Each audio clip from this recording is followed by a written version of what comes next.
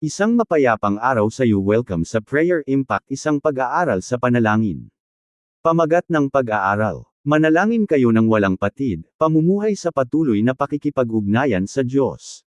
Isang pag-aaral sa kasulatan at aral batay sa unang Tesalonika Kapitulo 5 versikulo 17. Pangunahing teksto. Manalangin kayo ng walang patid.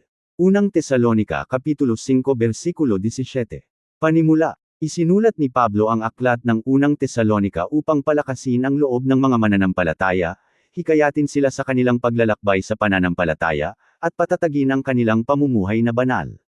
Sa huling bahagi ng liham, nagbigay siya ng maikli ngunit makapangyarihang mga paalala.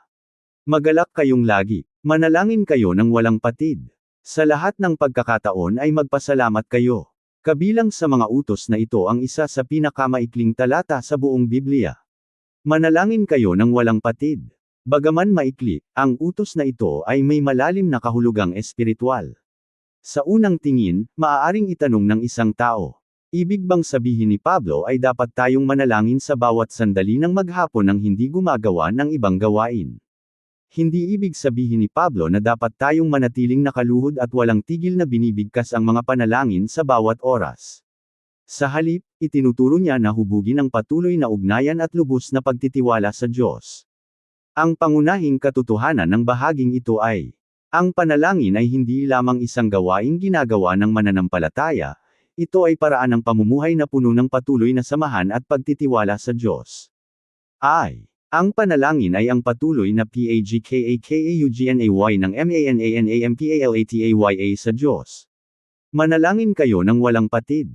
Kahulugan sa kasulatan. Ang pariralang, ng walang patid, ay hindi nangangahulugang walang tigil na pagsasalita ng mga salita.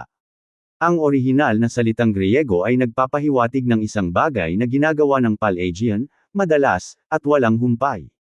Ito ay tumutukoy sa tiyaga at pagpapatuloy, hindi sa paulit-ulit na pagsasalita ng walang tigil. Hinihikayat tayo ni Pablo na panatilihin ang diwa ng panalangin at ang kamalayan sa presensya ng Diyos sa lahat ng oras. Kasama sa panalangin ang pagsamba, pagpapasalamat, pag-amin ng kasalanan, panalangin para sa kapwa, paghiling ng pangangailangan, pakikipag-ugnayan sa Diyos. Ang panalangin ay ugnayan, at hindi lamang isang ritual o gawain. Kahulugan ng aral. Ito ay nagpapaliwanag ng katotohanan tungkol sa samahan at pakikipag-ugnayan sa Diyos. Mula sa aklat ng Genesis hanggang sa pahayag, ipinapakita na nagnanais ang Diyos ng malapit na samahan sa kanyang bayan. Ang kasalanan ang naghiwalay sa tao at sa Diyos, ngunit sa pamamagitan ni Kristo, muling nabuksan ang daan upang makalapit tayo sa Kanya. Mga Hebreo Kapitulo 4 versikulo 16. Kaya't lumapit tayo ng may katiyakan sa luklukan ng Kanyang biyaya. Sa pamamagitan ni Kristo, mayroon tayong daan patungo sa Diyos. Lumalapit tayo sa Kanya bilang mga anak. Tinatamasa natin ang patuloy na samahan sa Kanya.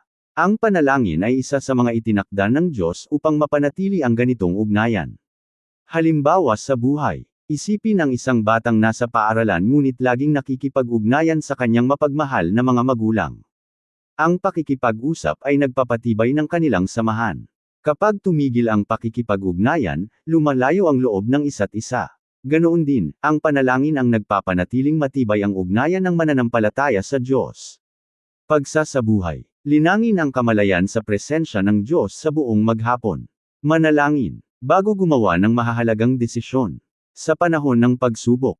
Habang gumagawa ng mga gawain. Sa paglalakbay. Bago magsimula ang mga pagpupulong. Sa mga sandali ng pasasalamat. Gawing bahagi ng pang-araw-araw na pamumuhay ang panalangin. Mahalagang aral #1. Ang panalangin ay hindi lamang pakikipag-usap sa Diyos sa mga tiyak na oras, ito ay pamumuhay sa patuloy na samahan sa Kanya. 2. Ang panalangin ay pagpapakita ng ating pagtitiwala sa Diyos.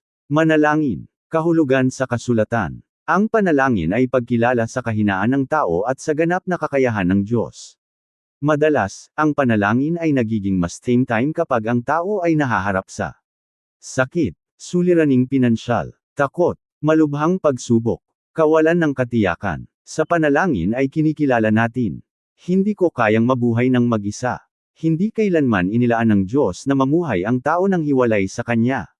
Kahulugan ng aral. Ito ay nagtuturo ng katotohanan tungkol sa lubos na pagtitiwala at biyaya ng Diyos. Maging si Jesus ay nagbigay diin sa kahalagahan ng pagtitiwala sa Ama. Juan Kapitulo 15 versikulo 5. Sapagkat kung wala ako, wala kayong magagawang anuman. Ang panalangin ay nagpapaalala sa mananampalataya na ang lakas ay nagmumula sa Diyos. Ang karunungan ay nagmumula sa Diyos. Ang ikabubuhay ay nagmumula sa Diyos. Ang gabay ay nagmumula sa Diyos. Ang panalangin ay sumasalungat sa pagmamataas, dahil kinikilala nito ang ating pangangailangan sa Diyos. Halimbawa sa buhay, ang isang teleponong nakahiwalay sa pinagkukunan ng kuryente ay mauubusan ng lakas. Gaano man ito kahusay o kahalaga, kailangan itong laging nakakonekta upang gumana ng maayos. Ganoon din, ang mananampalataya ay nangangailangan ng patuloy na ugnayang espiritual sa Diyos. Kung wala ang pagtitiwala sa Kanya, humihina ang lakas ng espiritual na buhay. Pagsasabuhay. Bago subukang lutisin ang mga problema ng mag-isa, huminto at manalangin. Kapag nahaharap sa mga desisyon, mga tukso, panghihina ng loob, mga hamon sa paglilingkod, humingi muna ng tulong sa Diyos sa halip na gawin itong huling opsyon. Mahalagang aral #2.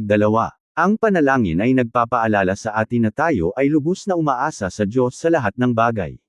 3. Ang panalangin ang NAGPAPALAKAS sa MANANAMPALATAYA sa lahat ng panahon ng buhay. Nang walang patid, kahulugan sa kasulatan. Ang paalala ni Pablo ay naaangkop sa lahat ng kalagayan ng buhay. Hindi tayo inuutusan na manalangin lamang kapag may krisis o pangangailangan. Ang panalangin ay dapat manatiling Pelagian sa panahon ng kagalakan, kalungkutan, tagumpay, hirap, kasaganaan, mga pagsubok. Ang palagiang panalangin ang nagbubuo ng lakas ng espiritual na buhay. Kahulugan ng aral. Ito ay nagpapakita ng katotohanan tungkol sa pagpapatuloy at paglago sa pananampalataya. Ginagamit ng Diyos ang panalangin upang hubog at linisin ang ating pagkatao. Binabago ng panalangin ang mga nais sa puso, pananaw sa buhay, pag-uugali, ang ating puso. Hindi lamang ang panalangin ang gumagalaw sa kapangyarihan ng Diyos, ito rin ang humuhubog sa pagkatao ng mananampalataya. Filipos Kapitulo 4 versikulo 6-7. Huwag kayong mabalisa sa anumang bagay, sa halip, sa lahat ng pagkakataon, ipaalam ninyo sa Diyos ang inyong mga kahilingan sa pamamagitan ng panalangin. Ang time at palagi ang panalangin ay madalas na nagdudulot ng kapayapaan bago pa man mabago ang mga pangyayari. Halimbawa sa buhay, ang mga atleta ay hindi nagsasanay lamang sa araw ng paligsahan. Ang araw-araw na pagsasanay ang nagpapatibay sa kanilang katawan bago dumating ang mga hamon. Ganoon din, ang mga mananampalataya ay hindi dapat manalangin lamang kapag may krisis. Ang araw-araw na panalangin ang nagpapatibay ng lakas ng espiritu upang harapin ang mga pagsubok sa buhay. Pagsasabuhay. Buuin ang mga gawin ng panalangin. Simulan ang araw sa panalangin. Tapusin ang araw sa panalangin. Panatilihin ang talaan ng panalangin. Manalangin kasama ang pamilya. Manalangin sa mga simpleng sandali ng maghapon. Ang maliliit ngunit palagiang gawain ay madalas na nagbubunga ng matagalang paglago sa pananampalataya. Mahalagang aral #3. Ang matatag na buhay ng panalangin ay naghahanda sa mananampalataya sa lahat ng yugto ng buhay. Mga gabay sa araw-araw na pamumuhay. Para sa mga pamilya, itaguyod ang tahanan kung saan ang panalangin ay naging bahagi ng pang-araw-araw na gawain. Para sa mga kabataan, hubugin ang gawin ng panalangin sa murang edad pa lamang. Para sa mga pinuno sa iglesia, umasa sa tulong ng panalangin sa halip na sa sariling kakayahan lamang. Para sa mga Kristiyanong nahaharap sa mga pagsubok, gawing panalangin ang mga alalahanin at pangamba. Para sa bawat mananampalataya, gawing unang hakbang ang panalangin sa halip na huling opsyon. Pagwawakas. Ang unang Tesalonika Kapitulo 5 versikulo 17 ay nagtuturo ng tatlong makapangyarihang katotohanan. 1.